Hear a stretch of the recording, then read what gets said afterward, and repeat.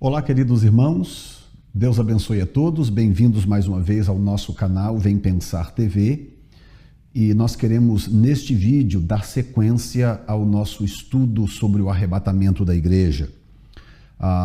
Nós temos muita coisa ainda a cobrir. Eu acredito que além desse vídeo de hoje, provavelmente eu devo gravar ainda mais 2 vídeos, porque eu quero tentar cobrir o máximo de flancos possível para evitar dúvidas e especulações a respeito desse assunto tão extraordinário.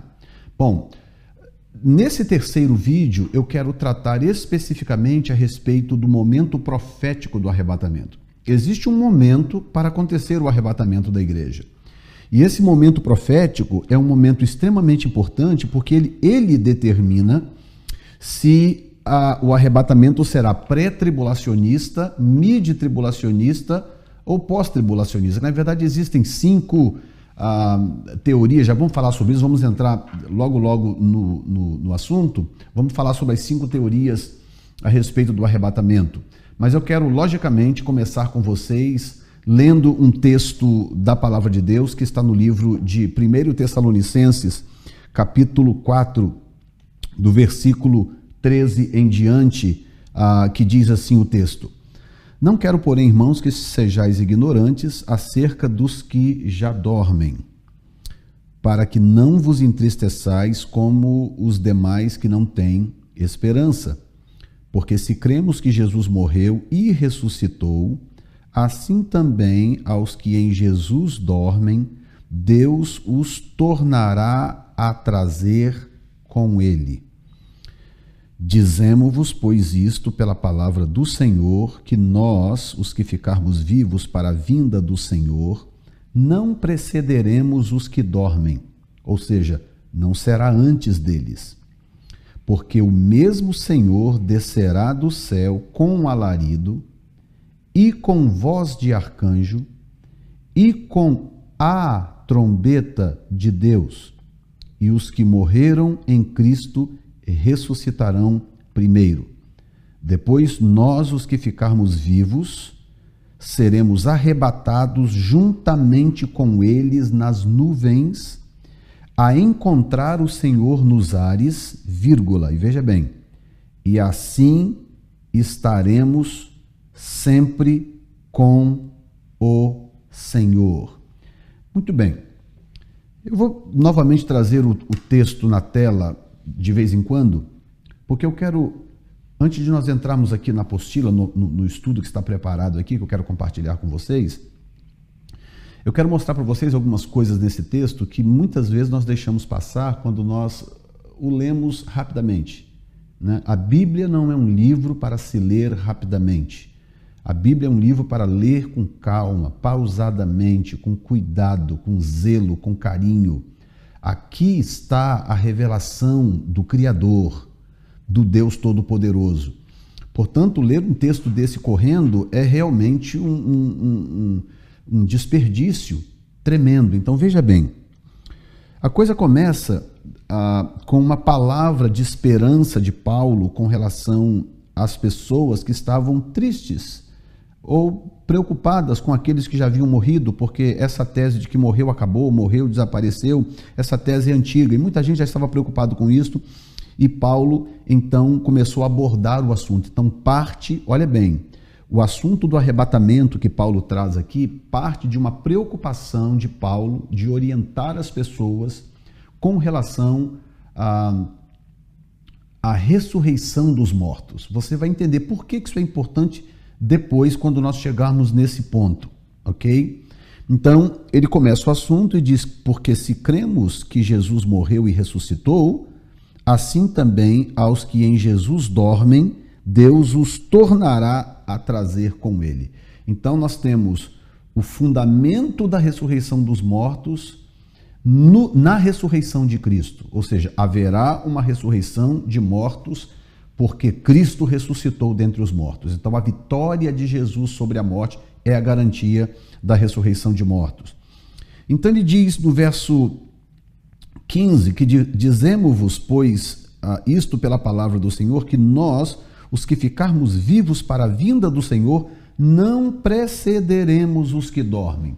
Bom, por que eu estou começando com esse texto? Porque esse texto é um dos entroncamentos para se entender o arrebatamento pré-tribulacionista.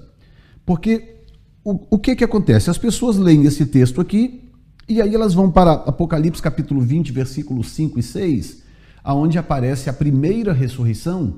Ora, Apocalipse capítulo 20, versículos 5 e 6, já é o fim da grande tribulação, ok? Então as pessoas olham no fim da grande tribulação o suposto primeiro arrebatamento da igreja, a primeira ressurreição de mortos, e aí eles conectam com esse texto e dizem o quê? Olha aí, não tem como. Jesus vai arrebatar a igreja no final da grande tribulação.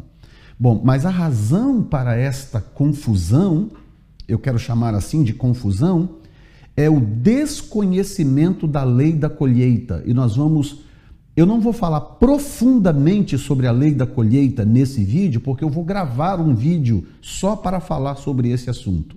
Porque é um assunto muito lindo, muito complexo, e se eu tentar falar aqui em poucas linhas, considerando que eu tenho muita coisa ainda para falar, o que vai acontecer? Eu não vou deixar a coisa bem explicada, e aí eu já sei como a coisa funciona.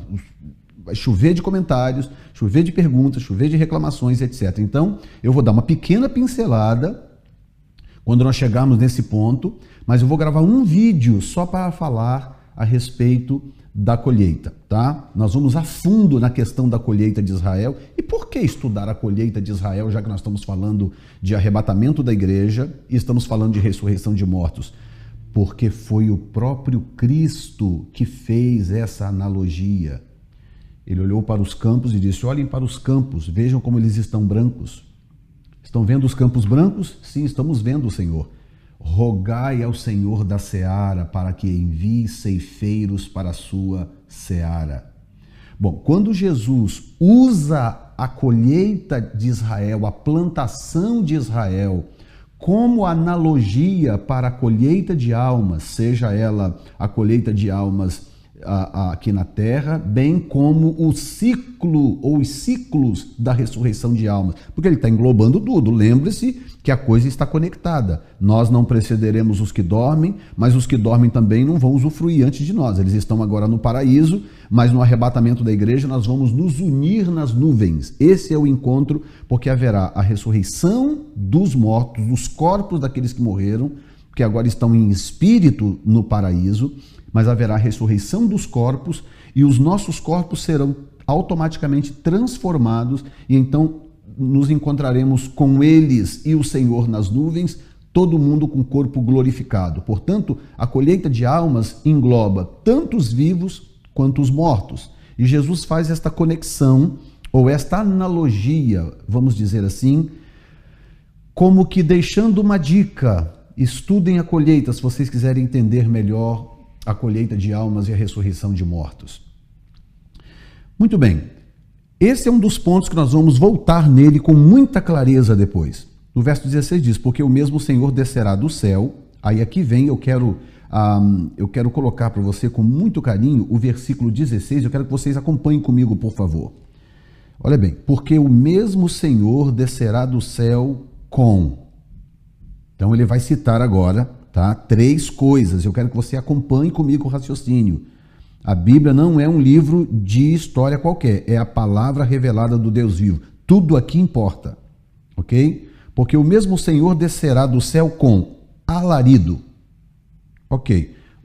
O que é um alarido? Se você for procurar no dicionário a palavra alarido, o que é um alarido? O alarido é um grande distúrbio, um grande barulho, um grande grito, é um grande movimento, tá? Ele não pode ser traduzido apenas como grito, porque alarido é um grande barulho, um grande movimento. Então haverá um grande barulho, haverá um grande movimento, ok? Nós temos o alarido, temos a voz do arcanjo e temos a trombeta de Deus. Ok, então eu quero que você só memorize, porque eu sei que quando a gente vê aquilo, nós formamos o mapa mental. Então nós temos o alarido, versículo 16, nós temos a voz do arcanjo e temos a trombeta de Deus. Bom, aqui começa a surgir os problemas para a teoria de que a 7ª trombeta do Apocalipse é a última trombeta. Começa a surgir alguns problemas. Por quê? Porque se Paulo diz voz de arcanjo, por que que ele então não diria, já que ele foi tão específico em dizer que a voz é de um arcanjo, por que que ele se negaria a dizer que a última trombeta é a trombeta de um anjo? Por que que ele não diria alarido, voz do arcanjo e a trombeta do anjo? Porque no Apocalipse, as trombetas do Apocalipse são trombetas angelicais. Inclusive, o pronome usado ali no grego é pronome possessivo. Toda vez que o texto diz, e o primeiro anjo tocou a sua trombeta, e o segundo anjo tocou a sua trombeta, e o terceiro a sua, o quarto, o quinto, esses pronomes, eles existem no grego, são pronomes possessivos. Ou seja, essas trombetas são trombetas angelicais, trombetas que foram dadas a esses anjos, e esses anjos tocam essas trombetas. Eu quero que você entenda, deixa eu usar para você um exemplo terreno para ver se faz sentido na sua mente. Olha, se nós temos uma banda de música na igreja, por exemplo, eu, por exemplo, toco trompete, eu sou trompetista. Muito bem, se nós tivermos uma banda de música na igreja e eu aparecer para tocar nessa banda de música, só tem um instrumento que eu posso tocar nessa banda de música, é o trompete. Não adianta me dar um saxofone, não adianta me dar um trombone, não adianta me dar um clarinete, um oboé. Não adianta, você tem que me dar um trompete. Então, quando você entrega nas minhas mãos um trompete, ou na mão de quem toca um trompete, você tem uma banda de música com 50 pessoas e tem 5 trompetistas. Olha, aqueles trompetistas estão ali por uma razão. Eles estão ali porque eles desenvolveram aquele talento, eles nasceram com talento, desenvolveram e investiram naquele talento e se tornaram trompetistas. Então, veja bem, o céu é extremamente organizado. Quando você lê a Bíblia Sagrada a respeito dos anjos, você percebe a organização de Deus. O céu não é uma casa da mãe Joana, onde todo mundo faz o que quer, onde as pessoas não têm... Quando eu digo pessoas, me refiro aos anjos. Quando os seres, vou usar o termo seres, que é melhor, onde os seres fazem o que bem dá na telha e voando de um lado para o outro sem saber o que fazer. Não, o céu é extremamente organizado. Os anjos foram criados e eles foram criados com dons, eles foram criados com missões, eles foram criados para afazeres específicos. Então, por exemplo, nós temos 3 anjos na Bíblia que aparecem com nome. Só tem 3 nomes de anjos na Bíblia, tá? O primeiro nome é Rei Léo, que é Lúcifer, não é? O segundo nome é Miguel, o terceiro nome é Gabriel. Só 3 nomes de anjo. E esses anjos têm funções claras. Você percebe claramente que Gabriel está ligado a comunicações. Gabriel é uma espécie de porta-voz de Deus. Então, toda vez que há mensagens para entregar, você vê que Gabriel, de alguma forma, está envolvido, pelo menos no que tange a nação de Israel. Muito bem. Miguel é chamado de príncipe de Israel. Então, Miguel é o arcanjo príncipe de Israel. Ele tem função determinada. E Lúcifer, que caiu, era o anjo da guarda, era o querubim ungido da guarda. Essa era a função que ele tinha. A Bíblia descreve claramente, depois se você quiser ler sobre isso, leia Ezequiel capítulo 28 e leia Isaías capítulo 14. Tá? Eu não vou nos textos agora, que eu não vou me prender a isso. O que eu estou tentando te dizer é que quando o Apocalipse se refere a esses anjos e suas trombetas, esses anjos não são anjos catados de repente. Ah, está na hora de catar a trombeta. Tem um anjo aí disponível. Chama fulano, ciclano, corre lá e toca a trombeta. Se nós sabemos ser organizados, meu irmão, vai tocar a banda de música. Agora precisamos dos trompetistas. Ah, vê se tem alguém passando na rua ali que sabe tocar trompete. É assim que nós fazemos? Não. Nós temos as pessoas certas que tocam trompete, temos as pessoas certas que tocam os saxofones, os oboés, os clarinetes e por aí vai. A tuba e por aí vai. Ou seja, cada pessoa está conectada a um dom, a um talento que ele desenvolveu, com o qual ele nasceu e o qual ele desenvolveu. Então, o céu é ainda melhor do que isto. O céu é ainda mais organizado do que isto. Então, os anjos têm funções, e um não atropela o outro. Quando um anjo quis atropelar os demais, que é Lúcifer, quando ele tentou atropelar os demais, o que deu? Deu esse grande problema que nós conhecemos hoje. Ele foi expulso do céu, perdeu o direito de servir a Deus e vai passar o resto da sua eternidade no lago que arde com fogo e enxofre, ele e os seus anjos. Por quê? Porque ele tentou quebrar esta harmonia celestial, ele tentou destruir esta organização divina, onde todos são criados para um propósito e todos receberam de Deus um dom e a capacidade de exercer esse dom para Deus. Então, é extremamente importante isso, porque quando Paulo diz aqui que a trombeta é... Outra coisa interessante é o seguinte, no Apocalipse nós temos 7 trombetas, ok? Então, quando eu cito a 7ª, eu estou citando uma das 7. A 7ª não é a trombeta. Ora, você não precisa ser professor de português para você entender a diferença entre um artigo definido e um artigo indefinido. Quando eu digo a trombeta de Deus, como fez Paulo estava dizendo que só existe uma única trombeta, a trombeta de Deus. É uma única trombeta. Esta é a trombeta de Deus. Não é uma das trombetas de Deus. Porque se fossem as trombetas do Apocalipse, teria que ser uma das trombetas de Deus, já que são 7 tocando no Apocalipse e por aí vai. Então ele diz que os que morreram em Cristo ressuscitarão primeiro e nós, os vivos, seremos arrebatados juntamente com ele nas nuvens, a encontrar o Senhor nos ares, e assim estaremos sempre com o Senhor. Muito bem. Sendo assim, eu quero discutir com você essa questão do momento profético do arrebatamento, tá?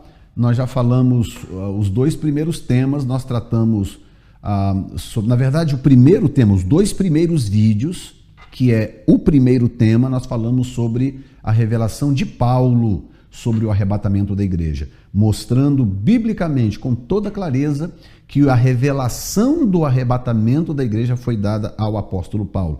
Nós temos pinceladas, dicas dadas por outros personagens da Bíblia, inclusive no Velho Testamento, a coisa está tipificada no Velho Testamento, mas revelação de explicar o que é o arrebatamento, esta revelação foi dada exclusivamente ao apóstolo Paulo, e é de se entender, porque o apóstolo Paulo foi o homem que recebeu de Deus a missão de pregar o evangelho da graça. Paulo começou pregando o evangelho do reino, mas ele terminou pregando o evangelho da graça, porque ele descobriu que o seu chamado não era para os judeus, o seu chamado era para os gentios. Portanto, ao invés de pregar o evangelho do reino, que é o evangelho judaico, ele passou a pregar o evangelho da graça, que é o evangelho dos gentios, o evangelho da igreja. Portanto, faz sentido que a revelação do arrebatamento da igreja viesse a Paulo, e não a Pedro, e não a Tiago, e não a João. Você vê que João escreveu o Apocalipse inteiro e ele não menciona o arrebatamento, apesar de que ele deixa a dica no capítulo 4, que é um assunto também para depois, mas ele deixa a dica no capítulo 4, que o arrebatamento acontece por ocasião do capítulo 4, porque quando ele é arrebatado, lembre-se que João é igreja, João faz parte da igreja. Quando ele é arrebatado no capítulo 4, o que acontece? Imediatamente tem uma porta aberta no céu, ele é arrebatado e ele entra dentro desta porta e de repente ele se vê dentro do templo celestial. Quando ele chega lá, ele já encontra os 24 anciãos e ele vê milhões de milhões e milhares de milhares adorando ao Senhor diante do trono. Portanto, se os 24 anciãos já estão nos seus devidos tronos, quem são esses 24 anciãos? Ora, são os 12... São os 12 patriarcas do Velho Testamento, os 12 cabeças de tribo do Velho Testamento e os 12 apóstolos do Cordeiro. Portanto, quando João sobe, ele é um dos apóstolos. Quando ele sobe, ele já encontra no trono os 24 anciãos, e para aqueles 24 anciãos estarem nos seus tronos, o arrebatamento tem que ter acontecido. Está me entendendo agora o raciocínio? Porque essas pessoas estão lá, incluindo João agora, essas pessoas estão lá, mas elas estão em espírito. Seus corpos ainda não foram ressuscitados. Então, se elas estão em espírito, elas ainda não podem entrar na sua recompensa, ou receberem a sua recompensa, a recompensa final, porque a recompensa final vem nas bodas do Cordeiro. E as bodas do Cordeiro só acontecem depois do arrebatamento da igreja. Então, no capítulo 4, há essa dica, essa pista de que é ali que acontece o arrebatamento da igreja. Muito bem, sendo assim, o que acontece? Nós temos 5 teorias a respeito do arrebatamento da igreja, né? Nós temos a pré-tribulacionista, que é a que eu creio e ensino. Os santos seriam arrebatados antes do início da tribulação. Nós temos o arrebatamento parcial, pré-tribulação, os vencedores sobem, os carnais ficam, são teorias. Temos o mid-tribulacionista, todos os santos seriam arrebatados no meio da tribulação. Nós temos o pré-ira, todos os santos seriam arrebatados um pouco antes do fim da tribulação. E temos o pós-tribulacionista, todos os santos seriam arrebatados no fim da grande tribulação. Então, essas são 5 teorias a respeito do arrebatamento. Eu creio, depois de anos de estudo e de pesquisa, lendo a palavra de Deus, eu creio hoje, eu estou convencido doutrinariamente de que o arrebatamento pré-tribulacionista é o mais coerente com a Bíblia Sagrada. E hoje eu vou trazer para você um raciocínio que talvez você ainda não tenha ouvido, tá? Porque na própria ida do Senhor, ele deixou uma pista de como a vinda dele será, e nós vamos estudar isto hoje, tá? Mas vamos seguir aqui por enquanto. Então nós temos a tribulação que está por vir, que foi profetizada por Daniel, capítulo 9, versículo 27, né? Aparece lá como o tempo de angústia, né? No capítulo 12, versículo 1 também, e citada como grande tribulação, mesmo pelo próprio Senhor em Mateus capítulo 24, versículo 21, bem como Apocalipse capítulo 7, versículo 14, tá? Essa grande tribulação, que o Senhor chama de grande tribulação, ela é chamada no livro de Daniel como sendo a 70ª semana de Daniel, dentro da mensagem das 70 semanas de Daniel, capítulo 9, versículo 24. E uma profecia para Israel com um tempo determinado, as 70 semanas, com um tempo determinado de 490 anos. Você vê isso em Daniel, capítulo 9, do versículo 24 ao versículo 27. E, portanto, esse último período das 70 semanas, sendo uma semana, né? Lembrando que a semana de anos, uma semana, portanto, 7 anos, né? Esta é a 70ª semana e, portanto, a chamada grande tribulação. Então o texto diz: e ele fará um pacto firme com muitos. Deixa eu colocar para você aqui. Ele fará um pacto firme com muitos, aí no rodapé da apostila, por uma semana, e na metade da semana fará cessar o sacrifício e a oblação, e sobre a asa das abominações virá o assolador, e até a destruição determinada, a qual será derramada sobre o assolador. Então veja bem, à medida que você vai lendo o texto com cuidado, você vê que o texto vai desmontando certas teorias. Várias pessoas escreveram no rodapé: mas o anticristo vai ser um judeu. Sempre ouvi que o anticristo tem que ser um judeu, porque o Israel não aceitaria um Messias que não fosse judeu. Então, quando você lê esse texto aqui com cuidado, você percebe alguma coisa. Primeiro, nós temos que desfazer um mito de que Israel receberá o anticristo como sendo o seu Messias. Isso é um mito, isso é uma inferência, mas não existe essa afirmação na Bíblia. O que a Bíblia diz é que ele vai fazer um pacto com muitos por uma semana. Um pacto. É diferente.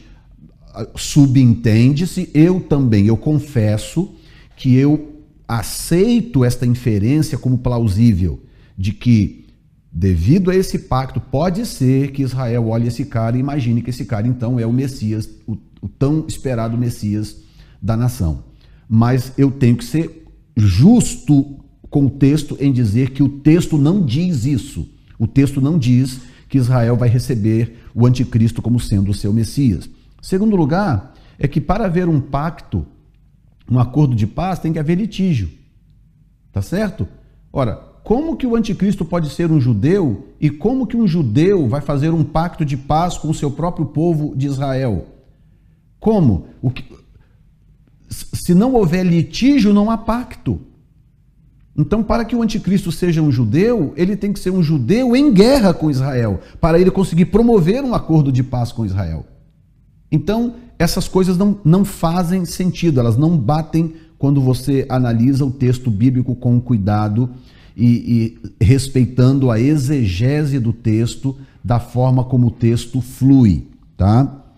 E Daniel capítulo 9, versículo 27 diz, na amplificada, nós lemos na versão corrigida, e na versão amplificada diz, e ele entrará numa aliança firme e forte com muitos por uma semana, 7 anos, e no meio da semana ele fará cessar o sacrifício e a oferta pelos 3 anos e meio restantes. E sobre as asas ou pináculo das abominações virá o assolador, até o fim pleno determinado será derramado sobre o assolador. Então, essa é a versão amplificada, Bíblia amplificada, ok? Muito bem, a palavra semana, eu já expliquei isso, mas eu estou só passando para poder você entender quando eu caminhar na direção que eu estou caminhando. A palavra semana vem do hebraico shabua, e a palavra shabua, ela diz respeito ao número 7. Então são 7 setes, 70 setes, 70 shabuas estão determinadas sobre o teu povo e sobre a tua santa cidade. Então literalmente significa 70 setes estão determinados sobre o teu povo e a tua santa cidade, tá? Então, o resumo do que nós lemos é que no meio dessa semana ele fará cessar o sacrifício e as ofertas. Isto representa 42 meses ou 1.260 dias. Inclusive os 1.260 dias aparecem no capítulo 12 de Daniel. Nós ainda vamos chegar lá na outra série que estamos fazendo, que é estudando o livro de Daniel. Tempo, tempos e metade de um tempo. Todas essas expressões querem dizer uma mesma coisa. Na metade da semana, o acordo de 7 anos será quebrado por ele. Então o acordo é de 7 anos, mas aí o que acontece? Na metade da semana, 3 anos e meio dentro do acordo, ele quebra o acordo. E é aí que Jesus diz, quando isso acontecer, no capítulo 24, Jesus diz, quando aquela abominação que Daniel disse estiver do lugar santo, vocês que estiverem na Judéia, fujam, corram para os montes. Porque é daí para frente que o grande massacre acontecerá, será uma tribulação como nunca antes vivida, disse Jesus, sobre a nação de Israel. Então, a sequência no capítulo 24 de Mateus, eu quero colocar aqui para você, a sequência no capítulo 24 de Mateus é mais ou menos a seguinte. Tá? Nós temos o evangelho do reino sendo pregado, ou será pregado, e então o fim virá, e aqui vem outra confusão que as pessoas, os pós-tribulacionistas fazem. Deixa eu dizer uma coisa para vocês. O ponto de apoio, os 2 pontos de apoio, na verdade são 3. Os 3 pontos de apoio fundamentais do pós-tribulacionismo são o evangelho do reino sendo pregado no final da grande tribulação, a 7ª trombeta do Apocalipse sendo tocada perto do final da grande tribulação, tá? E os mortos, a primeira ressurreição acontecendo em Apocalipse capítulo 20, versículo 5. Muito bem, esses são os 3 pináculos do pós-tribulacionismo. O pós-tribulacionismo basicamente existe por causa desses 3 pináculos, desses 3 fundamentos, tá? A questão é que quando você conhece a cultura de Israel, no que diz respeito à colheita, e no que diz respeito à questão das 2 casas, que eu não vou explicar, não dá para explicar, tem até vídeos muito bons aí na internet, O canal Reino Eterno tem um vídeo muito bom sobre isso, vocês podem depois assistir lá. Mas quando você conhece a questão das duas casas, você conhece o papel dos gentios dentro dessa composição. Você conhece a lei da colheita. E você sabe como que isto se aplica dentro do processo da ressurreição e da colheita de almas aqui na Terra. Gente, você desmonta esses três fundamentos com uma simplicidade extraordinária, sem fazer força. E nós vamos falar sobre cada um desses fundamentos. Você pode aguardar que nós vamos falar sobre cada um deles. Você vai ver que há uma explicação para todos eles. A explicação é 100% bíblica, o que não desfaz em nenhum momento o arrebatamento pré-tribulacionista. Ok? Muito bem. Então nós temos o evangelho do reino pregado, então vem o fim, 24:14. Abominação estabelecida em Jerusalém, 24:15. A grande tribulação sobre Israel, 24:21.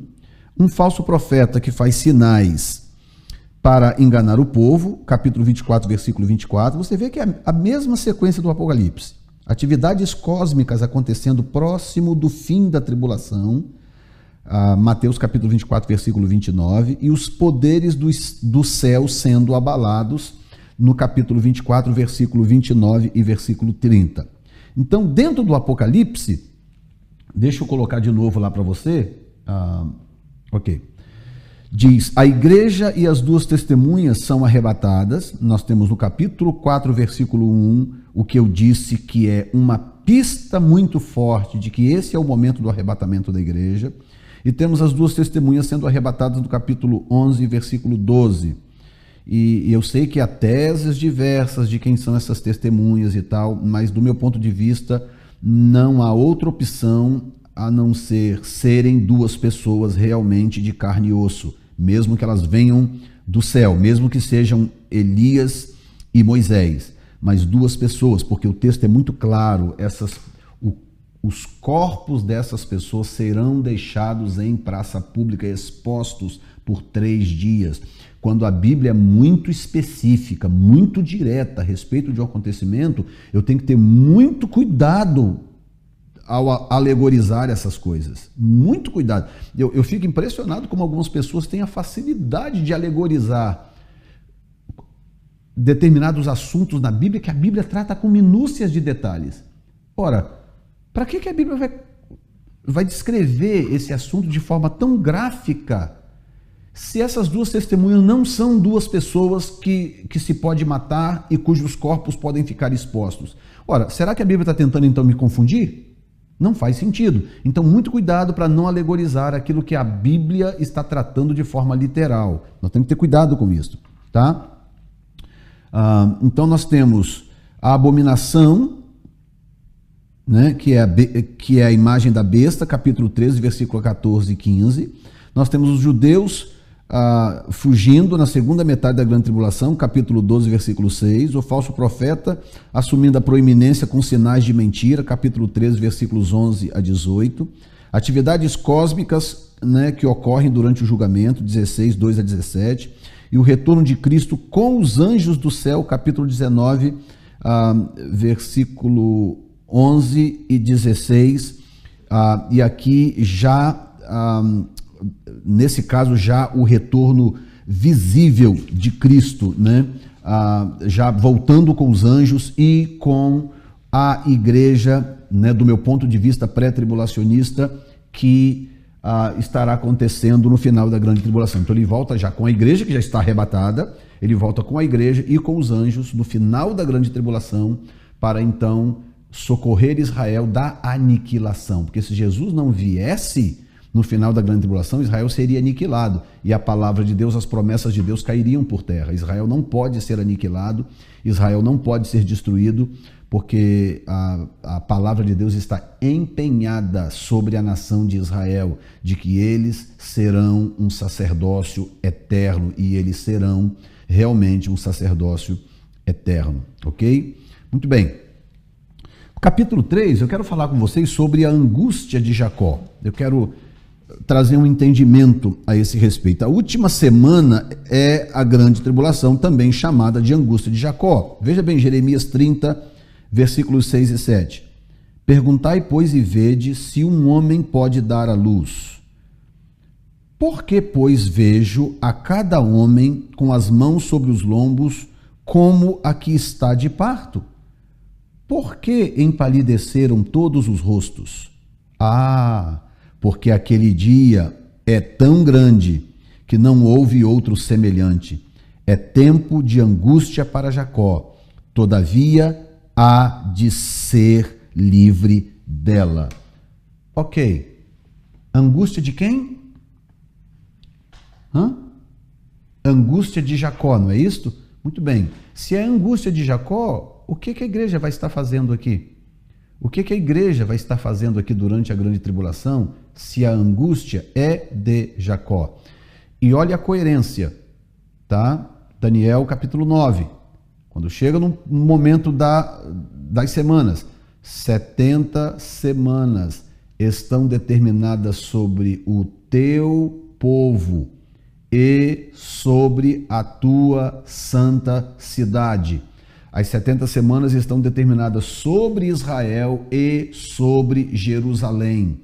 E quando chega em Jeremias, o texto diz claramente: ei, esse momento, esse tempo, ou esse dia é conhecido como angústia de Jacó. Por que angústia de Jacó? Porque é o tempo do sofrimento da nação de Israel. E quer que eu diga mais? A igreja não pode estar aqui na grande tribulação, sabe por quê? Porque a função da igreja é bloquear o mundo espiritual. A função da igreja é guerrear contra principados e potestades, contra os príncipes das trevas deste século, contra as hostes espirituais da maldade nos lugares celestiais. A razão do porquê Israel vive nesse conforto é porque enquanto Israel luta com os vizinhos para manter a terra onde vai ser a sede do reino, a igreja mantém os lugares celestiais sob controle. Com todos os defeitos da igreja, com todas as falhas que a igreja tem essa missão e a igreja executa esta missão. É por isso que a igreja tem que ser tirada antes, para que Israel entre nessa dor, entre nesse processo, nessas dores de parto para dar à luz ao seu Messias. Porque quando a igreja for tirada da terra, o ambiente espiritual, o mundo, as regiões celestiais ficam sem vigia, ficam sem proteção, e Satanás habita nos ares. E aí o que acontece? Tudo aquilo que está escrito no Apocalipse, demônio de todo lugar começa a aparecer, abre o abismo, surge demônio, espíritos em forma de rã, eles começam a aparecer livremente na terra. Por quê? Porque a igreja não estará aqui mais para manter as regiões celestiais sob controle ou sob vigilância espiritual. Esta é a função da igreja, tá? Então estou dando para você mais uma razão do porquê a igreja não pode estar aqui durante a grande tribulação, tá?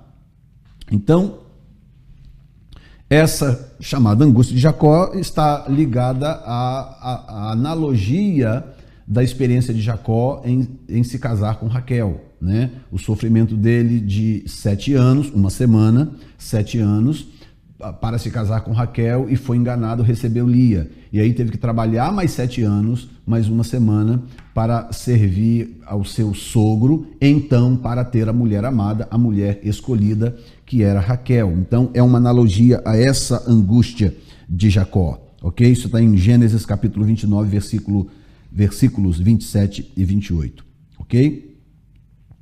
By the way, são 7 anos e 7 anos, né? E o holocausto durou exatamente em torno de 7 anos, e a grande tribulação vai durar 7 anos.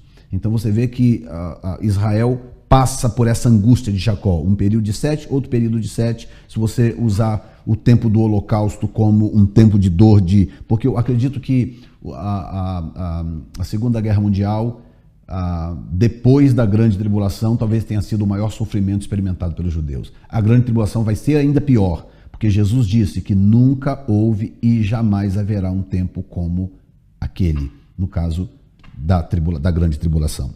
Então vai ser pior, ok? Bom, o Apocalipse mostra esses 7 anos dividido em 2 períodos de 42 meses cada, né? Uma semana, porém, Duas metades, 1260 dias cada. Apocalipse 13, 11, 3 e Apocalipse 12, 6. Isto é chamado de um tempo, dois tempos e metade de um tempo no livro de Daniel, capítulo 12, versículo 7. 42 meses e mais 42 meses. Apocalipse 11, 2 e 13, 5. Muito bem, agora vem a pergunta que não quer calar. Qual a melhor opção para o modelo do arrebatamento? Antes, no meio ou no fim da grande tribulação? Tá? Lembre-se que nesta lição nós estamos falando sobre o momento profético do arrebatamento. Qual é o melhor momento para o arrebatamento? Antes, no meio ou no final da grande tribulação? Curioso é o seguinte, algumas pessoas falam comigo como se... comentários diversos que a gente recebe: olha, pastor, você está pregando heresia, você está desviando as pessoas, porque se o arrebatamento da igreja não for pré-tribulacionista e a grande tribulação começar, as pessoas não vão estar preparadas para a grande tribulação e etc, etc. Ora, primeiro, eu não vou deixar de pregar o que eu creio por causa disto. Segundo lugar, digamos que eu e os demais pré-tribulacionistas estejam errados e que mês que vem o anticristo assuma o poder e comece a contagem da última semana. Ora, nós vamos continuar pregando, vamos continuar fazendo o melhor que fazemos, vamos continuar servindo a Deus, vamos buscar ser fiel ou ser fiéis até o fim e ponto final. O que eu não posso fazer hoje é negar o que os meus olhos enxergam na Bíblia, inclusive enxergar os erros que cometem, os erros de interpretação cometidos pelos demais e ficar calado como se eu não tivesse o direito de falar. E o perigo que eu vejo, na verdade, é outro. O perigo que eu vejo é o seguinte: os que pregam pós-tribulacionismo, eles cometem uma gafe tremenda, porque a partir do momento que a abominação desoladora se instalar no templo, você pode contar 1335 dias e Jesus voltará. O livro de Daniel diz isso claramente. 1260, 1335. Bem-aventurados os que esperarem até 1335. Ok? Muito bem. Eu vou até te mostrar esse texto, porque, por que não, né? Por que não mostrar o texto? É bom, eu quero deixar isso aqui claro para você, porque o pós-tribulacionismo, sem querer, né? Sem querer, acaba lançando por terra uma das predições mais interessantes de Jesus, de que aquele dia e hora ninguém sabe. Ora, se ninguém sabe, então ninguém sabe. Mas aí o que acontece? Olha bem. Versículo 11. E desde o tempo em que o contínuo sacrifício for tirado e posta a abominação desoladora, haverá 1290 dias. Muito bem. Bem-aventurado que espera e chega até 1335 dias. Olha bem, Daniel está dando os dias. Bom, se não existe arrebatamento pré-tribulacionista, então Jesus nos enganou, porque ele disse: aquele dia e hora ninguém sabe. Ora, quando a abominação desoladora for instalada em Jerusalém, que o anticristo se assentar no templo, causar a chamada abominação desoladora, e ele se proclamar Deus, dali para frente é só ir no calendário e marcar 1335 dias e Jesus voltará no último dia. Simples assim. Sendo assim, o único jeito de cumprir o que Jesus disse é com um arrebatamento pré-tribulacionista, porque a vinda visível é possível saber o dia. Talvez não seja possível saber a hora, ele não deu a hora, mas Daniel deu exatamente o dia em que ele vai voltar visivelmente no final da grande tribulação. É outra razão do porquê precisamos de um arrebatamento pré-tribulacionista, porque é a única forma dele voltar, dele tirar a sua igreja sem que ninguém saiba o dia e nem a hora, porque não há aviso para o arrebatamento. Dá para saber a estação, né? A season, como a gente diz em inglês, mas não dá para saber o dia e a hora. E diga-se de passagem, essa questão do dia e da hora tem a ver com a festa das trombetas que eu vou compartilhar depois com vocês, também no vídeo seguinte, ok? Então que fique muito claro isso, quando eu defendo o arrebatamento pós-tribulacionista. Também não existe razão para arrebatamento. Para que arrebatamento pós-tribulacionista? Jesus vem nas nuvens, aí nos arrebata para as nuvens e aí traz a gente de volta para a terra, porque quando ele aparecer no final da grande tribulação, ele virá para Jerusalém, os seus pés fenderão o Monte das Oliveiras e ele estabelecerá ali o seu reino milenar. Então, se o arrebatamento é no fim da grande tribulação, nós não vamos para lugar nenhum. Nós vamos continuar na terra. Então, nós precisamos de um arrebatamento pré-tribulacionista para irmos com o Senhor, porque o texto diz, estaremos com Ele. E o que ele disse? Para que onde eu estiver, estejais vós também. Então, nós temos que ir com Ele para algum lugar. Até mesmo para honrar a palavra arpazô, que Paulo usou em 1 Tessalonicenses 4,16, quando ele fala de arrebatamento. Arrebatamento, arpazô, é tirar de um lugar e mover para outro. Se isto é no fim da grande tribulação, onde nós vamos para as nuvens, encontramos com ele, fazemos um U-turn e voltamos para a terra, isso não é arrebatamento. A palavra arpazô não cabe num evento desta natureza. Ok? Espero ter explicado isso da melhor maneira possível, porque eu sei que essas coisas trazem confusão, tá? Muito bem, voltando agora para a nossa apostila, eu quero mostrar para você que a grande tribulação será um tempo de ira e de julgamento. Então preste atenção agora nesse raciocínio que eu desenvolvo agora. Apocalipse 6, 16, 17. E diziam aos montes e aos rochedos, caí sobre nós e escondei-nos da face daquele que está sentado sobre o trono e da ira do Cordeiro, porque é vindo o grande dia da ira deles. E quem poderá subsistir? 15:1. Vi no céu ainda outro sinal, grande e admirável, 7 anjos, que tinham as 7 últimas pragas, porque nelas é consumada a ira de Deus. Então, o que acontece? Os profetas do Velho Testamento, a maioria deles viram o que nós chamamos, que a Bíblia chama de o dia da ira, né? E eles deram nomes como o dia da vingança, você vê isso em Isaías 35:4, 61:2, o dia do julgamento de Deus, Romanos 2:5, Judas 15, Apocalipse 14:7, e o dia da ira de Deus, Apocalipse 6, 16, 17, 11, 18, 14, 19 e 16, 19. Então, existe a promessa de que podemos escapar da ira vindoura. Então, eu vou desacelerar um pouquinho aqui agora para você entender o meu raciocínio, tá? Porque é impressionante. A pessoa assiste um vídeo de 1 hora e parece que ela não presta atenção nas coisas que ela está ouvindo. E no final do vídeo, ela às vezes faz uma pergunta que eu respondi no próprio vídeo, porque ela parece que não presta atenção naquilo que ela está escutando.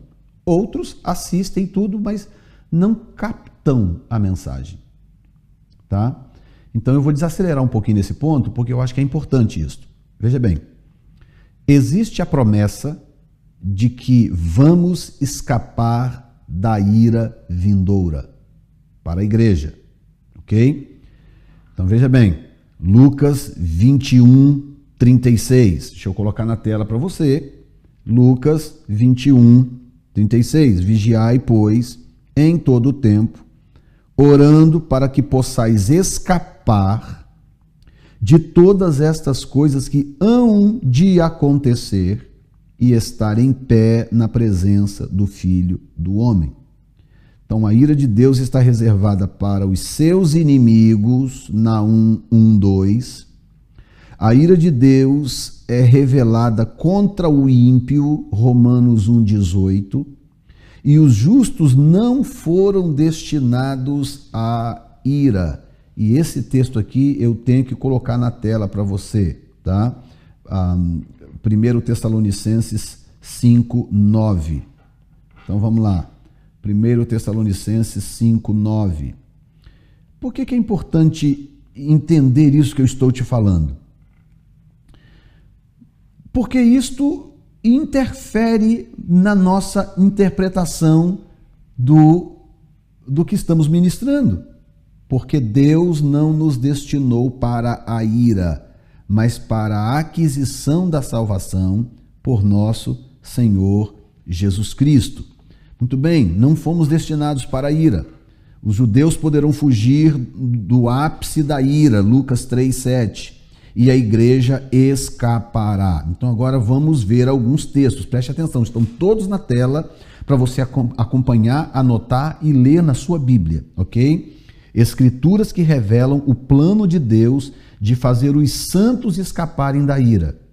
Eis que o dia do Senhor vem, horrendo com furor e ira ardente, para pôr a terra em assolação e para destruir do meio delas os seus pecadores. Naum 1:2, o Senhor é vingador e cheio de indignação. O Senhor toma vingança contra os seus adversários e guarda a ira contra os seus inimigos.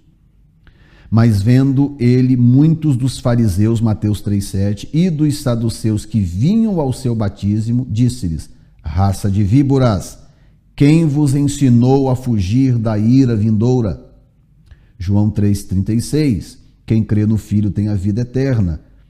O que, porém, desobedece ao Filho não verá a vida, mas sobre ele permanecerá a ira de Deus. Romanos 1:18, pois do céu é revelada a ira de Deus contra toda a impiedade e injustiça dos homens que detêm a verdade em injustiça. Efésios 5:6, ninguém vos engane com palavras vãs, porque por estas coisas vem a ira de Deus sobre quem?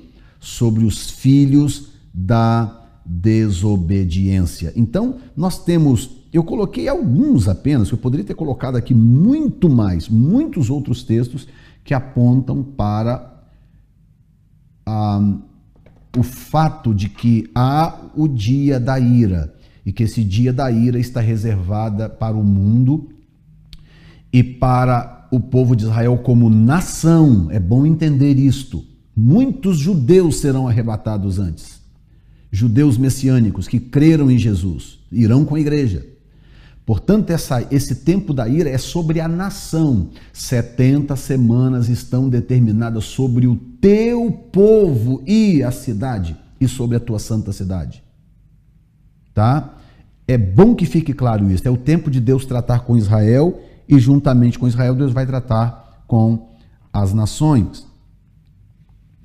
Então, a ira de Deus para o injusto, ímpio e pecador. Romanos 2, de 5 a 10. Olha bem, 2, de 5 a 10. Mas segundo a tua dureza e teu coração impenitente, entesouras ira para ti no dia da ira e da revelação do justo juízo de Deus. Ora, que dia é esse?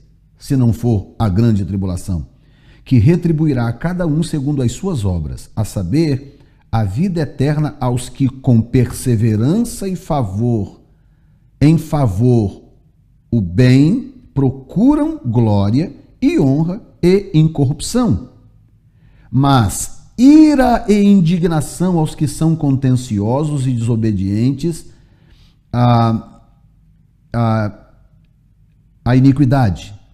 Verso 9, tribulação e angústia sobre a alma de todo homem que pratica o mal, primeiramente do judeu, olha isso, gente, primeiramente do judeu e também do grego. Glória, porém, e honra e paz a todo aquele que pratica o bem, primeiramente ao judeu e também ao grego. Então veja bem, o judeu tem primazia em tudo. Ele tem primazia na bênção, como ele também tem primazia no julgamento. E não sei se você sabe disso, mas a palavra grego aqui, judeu e grego, é a palavra helém no grego, que é a mesma palavra usada para gentio. Então o que o texto está dizendo? Isso aqui é para o judeu primeiro, depois o gentio, a maldição. Mas e a bênção? Também é para o judeu primeiramente, depois o gentio. Então, é sempre judeu primeiro. Então, vai ter juízo na grande tribulação? Vai. Primeiro para os judeus, depois para os gentios. Vai ter a grande bênção da restauração de Israel? Vai. Quem? Primeiro os judeus, depois os gentios. O evangelho foi pregado, foi para quem? Primeiro os judeus, depois os gentios. Então, é sempre nesta ordem. Primeiro os judeus, depois os gentios. Veja bem, o Novo Testamento. O Novo Testamento promete livrar os santos da ira. Lucas 21:36, vigiai, pois, em todo o tempo, orando para que possais escapar de todas estas coisas que hão de acontecer e estar em pé na presença do Filho do Homem. 1 Tessalonicenses 1:10, esperardes dos céus o seu Filho, a quem ele ressuscitou dentre os mortos, a saber, Jesus, que nos livra da ira vindoura. 1 Tessalonicenses 5, 9 e 10, porque Deus não nos destinou para a ira, mas para alcançarmos a salvação por nosso Senhor Jesus Cristo. Romanos 5, 9, logo muito mais, sendo agora justificados pelo seu sangue, seremos por ele salvos da ira. Efésios 5, 6, ninguém vos engane com palavras vãs, porque por estas coisas vem a ira de Deus sobre quem? Os filhos da desobediência. Em todos os textos acima tem a mesma característica, liberdade para os fiéis e juízo para os infiéis. Então, Deus provê um escape para os justos. Alguém me disse, há um tempo atrás, uns anos atrás, alguém virou para mim e falou assim, vocês pré-tribulacionistas pregam uma mensagem de escape, isso é escapismo. Aí eu parei e falei assim, não é que você está certo? É isso mesmo. O pré-tribulacionismo é uma mensagem de escapismo. Só que não é uma mensagem de escapismo tirada do meu joelho e nem do joelho de qualquer outro pregador. É uma mensagem bíblica, é a própria Bíblia que está dizendo. Eu vou poupar vocês da ira, do dia da ira, eu vou poupar os fiéis do dia da ira. É a Bíblia que está dizendo, não sou eu que estou dizendo, não é invenção da minha cabeça, tá? Muito bem, chegamos num ponto agora que eu quero compartilhar com você duas coisas e parar esse vídeo e vou imediatamente gravar o segundo vídeo que eu quero entrar com vocês na questão da colheita, ok? Muito bem. Veja bem, 8 exemplos na Bíblia dos justos escapando no momento da ira, ok? Primeiro é Noé. Pela fé, Noé, divinamente avisado das coisas que ainda não viam, acompanhe o texto aí na tela, sendo temente a Deus, preparou uma arca para o salvamento de sua família e por esta fé condenou o mundo e tornou-se herdeiro da justiça que é segundo a fé. Muito bem, então agora eu te faço uma pergunta. O próprio Senhor Jesus disse, assim como foi nos dias de Noé, será no dia na vinda do Filho do Homem. Jesus disse, ok? Muito bem. Então o que Jesus está dizendo? Está dizendo o seguinte, se vocês quiserem entender o dia da vinda do Filho do Homem, basta vocês estudarem como foi nos dias de Noé. Porque do jeito que foi nos dias de Noé, será nos dias da vinda do Filho do Homem. Então eu faço uma pergunta para você que está aí agora assistindo esta mensagem. Noé foi resgatado antes, durante ou depois do dilúvio?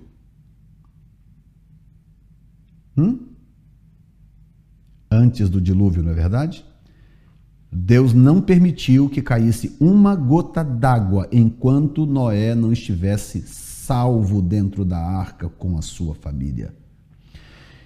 Então Noé entra na arca, a arca é elevada, começa a chover, a arca é elevada e aí o mundo entra em tribulação.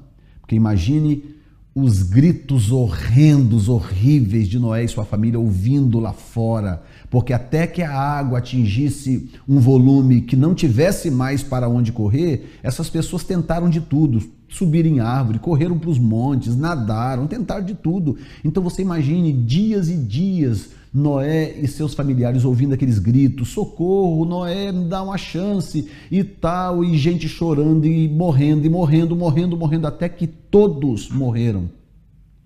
Mas a pergunta que você tem que responder é, Noé foi resgatado antes, durante ou depois do dilúvio? Foi antes? Foi. Então Jesus disse, assim como foi nos dias de Noé, será na vinda do Filho do Homem, ok? Outro exemplo que eu quero dar para você é o exemplo de Ló. Nós temos: longe de ti que faças tal coisa, que mates o justo com o ímpio, de modo que o justo seja como o ímpio, esteja isto longe de ti, não fará justiça o juiz de toda a terra. O que é isso aqui? Isso aqui é Abraão discutindo com Deus. Estou indo lá destruir a Sodoma e Gomorra, Abraão, porque o pecado dele chegou até mim. Mas Abraão sabia que o seu primo estava lá, sabia que tinha gente justa lá, e Abraão começou a questionar: mas Senhor, como assim? O Senhor vai trazer juízo sobre o ímpio e o justo? O Senhor vai castigar o justo junto com o ímpio? Não faz sentido, Senhor. E olha bem, olha o argumento de Abraão: não fará justiça o juiz de toda a terra? Gênesis 18, 25. 19, 22. Apressa-te, escapa-te para lá, porque nada poderei fazer enquanto não tiveres ali chegado. Por isso chamou o nome da cidade Zoar.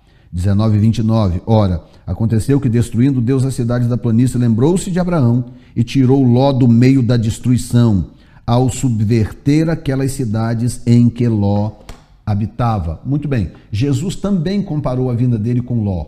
Ele disse: assim como foi nos dias de Ló, será nos dias da vinda do Filho do Homem. E eu pergunto então, a destruição em Sodoma e Gomorra começou antes de Ló sair, na metade da fuga de Ló, ou no final? Ló foi retirado da cidade antes, durante ou depois da tribulação de Sodoma e de Gomorra? Responda para você mesmo. O próprio texto diz, versículo 22, apressa-te, escapa-te para lá. Olha a palavra escape aqui de novo. Escapa-te para lá, porque nada poderei fazer. Ouça isso, pelo amor de Deus. Pelo amor de Deus. Se você é pós-tribulacionista ou midi-tribulacionista, ou seja lá o que for, não quer acreditar em mim, Jefferson Neto, nesse pregador careca que vos fala, pelo menos creia no texto bíblico. Eu estou pedindo que você creia no texto bíblico, mais nada. Olha bem, versículo 22. Apressa-te, escapa-te para lá, porque nada poderei fazer enquanto não tiveres ali chegado. Por isso se chamou o nome da cidade Zoar. Aí Jesus vem e diz assim: vocês querem saber como é que vai ser? Como é que será no dia da minha vinda? Estude os dias de Ló, porque assim como foi nos dias de Ló, será na vinda do Filho do Homem. Então será como nos dias de Noé e será como nos dias de Ló. Muito bem, Noé escapou antes do dilúvio e Ló escapou antes da tribulação ou da destruição de Sodoma e Gomorra. Eu acho que é algo a pensar, não é não? Quando o próprio Senhor Jesus diz algo. Ah, não, mas Jesus estava usando força de expressão. Então, pera lá. Se era força de expressão, então a intenção de Jesus é me confundir. Se é só uma força de expressão, então o que ele quer? Nos confundir? Claro que não, gente. Claro que não. Jesus sempre foi tão claro, tão cristalino com as coisas que ele disse, porque a intenção dele não é confundir. A intenção dele é esclarecer, é orientar. Tá? Nós temos o escape... segundo Pedro 2,9, um outro texto, também sabe o Senhor livrar da tentação os piedosos e reservar para o dia do juízo os injustos, que já estão sendo castigados. Segundo Pedro 2,9, também sabe o Senhor livrar da tentação os piedosos e reservar para o dia do juízo os injustos, que já estão sendo castigados. Tá? Tem o escape do Egito, porque o Senhor passará para ferir os egípcios, e ao ver o sangue na verga da porta e em ambos os umbrais, o Senhor passará aquela porta e não deixará o destruidor entrar em vossas casas para vos ferir. Esse é o terceiro exemplo. Eu tenho aqui 8 exemplos. Eu poderia dar os 8, talvez eu não vou dar os 8, vamos caminhar um pouco mais aqui, mostrando para você a coerência do texto bíblico. A noção do escape, de Deus dar livramento para o justo enquanto ele julga o ímpio, é 100% bíblica. Isso não é invenção de ninguém. Isso é bíblico. O quarto exemplo é Raabe. Só lembrando, o primeiro é Noé, o segundo é Ló, o terceiro é o escape do Egito, o quarto é Raabe. Pela fé, Raabe, Hebreus 11:31, a meretriz não pereceu com os desobedientes, tendo acolhido em paz os espias. Quinto exemplo, o remanescente que escapou da destruição de Jerusalém, Lucas 21:21, então os que estiverem na Judéia fujam para os montes. Sexto, os judeus que estiverem na Jordânia escaparão da tribulação. Entrará na terra gloriosa e dezenas de milhares o seguirão, mas da sua mão escaparão. Estes, Edom e Moabe, e as primícias dos filhos de Amon, e por aí vai. Bom, o que acontece? Eu estou mostrando para você aqui exemplos indiscutíveis, inquestionáveis, de que o método de Deus trabalhar é julgando o ímpio e dando escape para o justo. Esse é o método de Deus trabalhar ao longo da história. Deus sempre trabalhou assim. Por que Deus agora, no final dos tempos, mudaria completamente o seu método e colocaria a igreja que tanto sofreu ao longo de tantos anos? Quantos, agora mesmo enquanto eu falo, não têm sofrido horrores para se manter fiel, para servir a Deus? Por que Deus pegaria esse povo fiel, sofredor, e faria esse povo passar pela pior tribulação da história da humanidade? Por quê? Por prazer? Faz sentido isto na sua cabeça? Depois de tudo que nós analisamos, tudo que nós estudamos aqui até o dado momento, isso faz sentido na sua cabeça? Seja honesto comigo. Você acha que faz parte do caráter de Deus? Não, não faz parte do caráter de Deus. Eu encerro esse vídeo, tá? Que já deve estar longo demais. Eu encerro esse vídeo e já vou imediatamente gravar o próximo, porque eu quero continuar falando sobre a colheita de Israel e sobre algo que o anjo disse para os discípulos. Jesus virá da forma como ele foi. Nós vamos estudar isso com carinho. Ok? Bom, eu quero agradecer a vocês e eu quero inclusive pedir a vocês que espalhem esse vídeo. Coloque na página de vocês, coloque no Facebook, mande para amigos, espalhe esse vídeo, tá? Para que as pessoas estudem a Bíblia com esta pureza, com esta simplicidade com que nós fazemos aqui no nosso canal. Tá? Eu louvo a Deus por tantos outros canais de ensinamento da palavra que tem por aí. Louvo a Deus mesmo do fundo do meu coração. Mas eu não posso deixar de ensinar aquilo que Deus colocou no meu coração, que Deus me revelou depois de tantos anos de estudo e pesquisa das Escrituras Sagradas. Ok? Então Deus abençoe vocês. Nos vemos no vídeo seguinte, tá bom? Não desapareçam, por favor. Um abraço.